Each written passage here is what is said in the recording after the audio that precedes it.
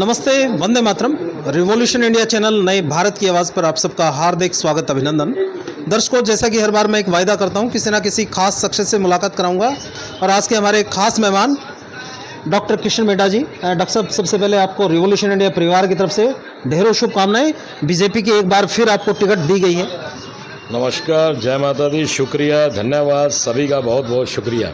दर्शकों, जिस प्रकार से चुनावी रण का आगाज हो चुका है और हर पार्टी अपने अपने टिकटार्थियों के टिकट की घोषणा कर रही है, आज डॉक्टर किशन मिड्डा की बीजेपी की तरफ से जींद विधानसभा की टिकट घोषित की गई है। डॉक्टर साहब, किन मुद्दों को लेकर आप जींद की जनता के बीच में आप जाएंगे? देखिए, विकास के मुद्दे पे ही भारतीय जनता पार्टी लड़ रही है और विकास के मुद्दे को लेकर ही हम जनता में जाने का काम करेंगे, क्योंकि पूर्व में रही सरकारों ने किस प्रकार से जींद के साथ सौतेला व्यवहार किया वो आप लोगों के सामने, और इन 10 वर्षों में जो प्रगति हुई है वो भी आपके सामने है। 10 नहीं कहूँगा, बल्कि मैं 7.5 साल कहूँगा, क्योंकि 2-2.5 वर्ष तो कोरोना में ही व्यतीत हो गए, तो 7.5 सालों में जो कार्य हुआ वो आपके सामने। और 10 साल पूर्व जो कांग्रेस की सरकार रही उसने जींद के साथ तो क्या क्षेत्रवाद की राजनीति पूरे हरियाणा में करने का काम किया। चाहे वो उन्होंने केवल विकास किया तो रोहतक, झज्जर, सोनीपत का करने का काम किया, बाकी क्षेत्रों की हालत खराब ही रही। डॉक्टर साहब,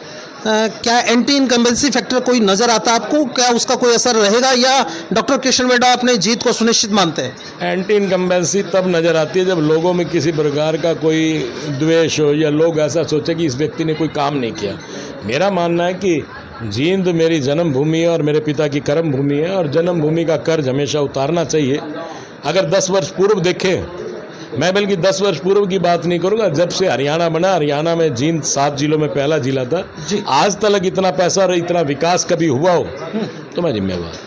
डॉक्टर साहब, किससे आप मुकाबला मानते हैं? आप जींद विधानसभा में डॉक्टर किशन मिड्डा के मुकाबले में कौन रहने वाला है? देखिए, मुझे नहीं लगता कि मुकाबले में कोई है, क्योंकि मेरे पास जनता की मोहब्बत और जनता का प्यार है, और जनता जिसके साथ होती है वो अवश्य ही जीतता है। परमात्मा को भी उसकी बात माननी पड़ती है। जीत का जो पीछे का जो अंतर है, क्या उसको कुछ बढ़ा पाएंगे डॉक्टर किशन मिड्डा जी? देखिए, मुझे पूरी उम्मीद है कि पहले से ज़्यादा वोटों से जीतने का काम होगा। जींद की जनता से आप क्या अपील करेंगे? क्यों वो आपके साथ जुड़े और क्या नए वो सपने हैं डॉक्टर किशन मिड्डा जी जो उनको दिखाना चाहते हैं और जिनको पूरा करना चाहते हैं?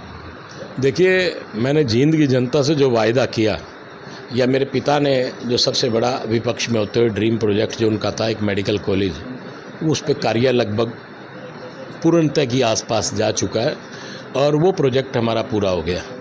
आने वाले 2-4 महीने में वो भी प्रोजेक्ट पूरा हो जाएगा। उसके बाद में भाखड़ा का पानी, जिसकी टेंडर प्रक्रिया हो चुकी है, उस पर भी काम शुरू हो जाएगा। 2.5 वर्ष का उसका समय है, 2.5-3 वर्षों में वो भी कार्य पूरा हो जाएगा।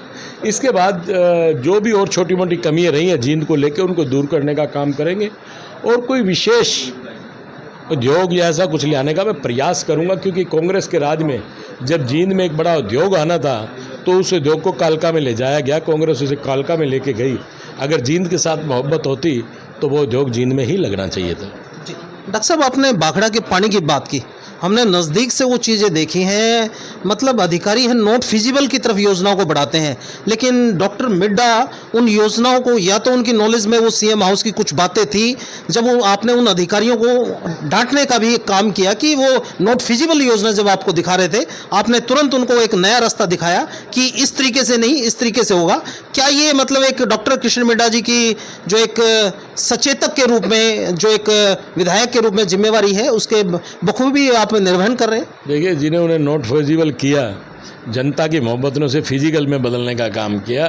सबसे बड़ी बात तो ये है कि वो नॉट फिजिबल से फिजिकल हो गया और उस पर काम हो चुका। टेंडर है, अब आपका बड़ौदी के पास में पाइपलाइन बिछ के टेंडर प्रक्रिया पूरी लगभग हो चुकी है, और आचार संहिता खत्म होते ही वो टेंडर प्रक्रिया कंप्लीट हो जाएगी। डॉक्टर साहब, जींद की जनता डॉक्टर किशन मिड्डा को विधायक के रूप में नहीं देखना चाहती, वो मंत्री के रूप में देखना चाहती है। क्या कब ये सपना जींद की जनता का पूरा हो पाएगा? देखिए, ये सपना जींद की जनता का, लेकिन मेरा मानना है कि जितने भी आज तक विधायक या मंत्री रहे, सबसे ज़्यादा पैसा मैंने लाने का काम किया, चाहे यहाँ मंत्री रहे तब भी। और मेरा मानना है इतने बड़े प्रोजेक्ट जींद में आज तक कोई नेता लेके नहीं आया जितने बड़े प्रोजेक्ट लेके आए। गलियाँ, सड़कें ये बनाना और टूट जाना ये तो रूटीन की चीज़ें हैं। हर 3-4 साल के बाद जो मियाद है उस मियाद के बाद गलियाँ और सड़कें बनती रहती हैं, लेकिन ऐसी चीज़ें इतनी बड़ी हैं जो लंबे रूप में काम करती है, चाहे वो मेडिकल कॉलेज है, चाहे वो भाखड़ा का पानी है या कोई उद्योग। जी, डॉक्टर साहब, जब हम संगठन की बात करें, कहीं कोई आपकी टिकट आवंटन के टाइम में टिकट की दौड़ में कहीं कोई आपके मुकाबले में नज़र नहीं आया। फिर भी हर व्यक्ति संपूर्ण तो 100% कोई होता नहीं। फिर भी क्या आपको लगता है, क्या और नया जींद की जनता को देने का आपके मन में विचार है?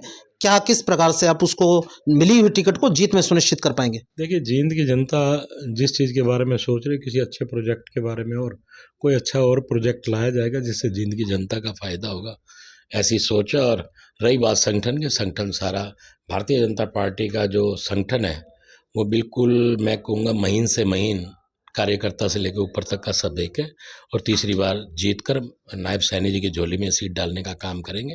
और एक बार पुनः फिर मैं सभी शीर्ष नेताओं का बहुत बहुत आभार व्यक्त करता हूँ, हमारे देश के प्रधानमंत्री जी का, माननीय अमित शाह जी का, नड्डा साहब का और माननीय मनोहर लाल जी का भी विशेष तौर पर बहुत आभार व्यक्त, और माननीय सीएम साहब नायब सैनी जी का और हमारे अध्यक्ष बडोली साहब का, सभी का, विप्लव देव जी का, सभी का आभार व्यक्त जिन्होंने मुझ पर विश्वास किया।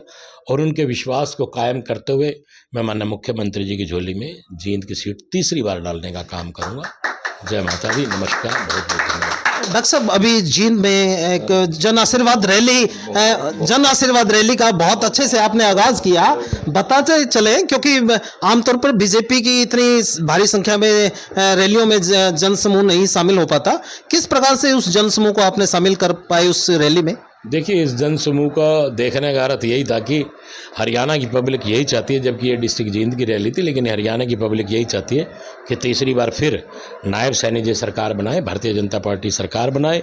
उसी चीज़ को लेकर ये लोग इकट्ठे हुए और उसी से लोग प्रसन्न भी हुए, क्योंकि लोगों को वो मिला जो आज तक स्वप्न दिखाए गए थे अन्य पार्टियों ने, उसमें पूरे नहीं हुए। भारतीय जनता पार्टी की सरकार ने उन स्वप्नों को पूरा करने का काम किया, जिसकी वजह से लोग एकत्रित हुए और उन्होंने जय घोष भी किया और कहा कि तीसरी बार नायब सैनी जी की सरकार बनेगी, भारतीय जनता पार्टी सरकार बनेगी। अंतिम निवेदन, जींद हरियाणा प्रदेश की जनता बड़ी समझदार बुद्धिमान जनता है।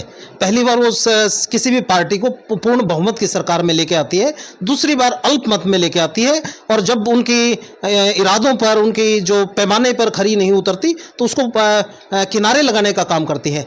कितना वो आंकड़ा बहुमत का होगा बीजेपी का, जिस आंकड़े को छूकर भारतीय जनता पार्टी तीसरी बार सत्ता में आएगी? देखिए, भारतीय जनता पार्टी पूर्ण बहुमत से सरकार बनाएगी, क्योंकि लोगों का प्यार नायब सैनी जी के साथ है। और मैं ये कहूँगा कि माननीय मनोहर लाल जी ने जो नीतियाँ बनाई थी उन पर लोगों का विश्वास है, जिसके चलते तीसरी बार फिर भारतीय जनता पार्टी की सरकार हरियाणा में बनेगी। बहुत बहुत शुक्रिया, धन्यवाद। डॉक्टर साहब, आप बहुत धन्यवाद, आपने अपना कीमती समय दिया और दर्शकों को इसी सोच और इसी विचार के साथ छोड़े चलता हूँ। निश्चित तौर पर जनता जनार्दन सर्वोपरि है, उसका निर्णय ही अंतिम निर्णय होगा जब वो चुनावी रण में चुनाव की चोट से किसी को सत्ता से विमुख करेगा और किसी को सत्ता के सुख की तरफ अग्रेसित करेगा। आप देखते रहिए रिवॉल्यूशन इंडिया। फिर किसी अन्य दिन किसी खास शख्स से मुलाकात कराएंगे। जय हिंद, जय भारत, वंदे मातरम।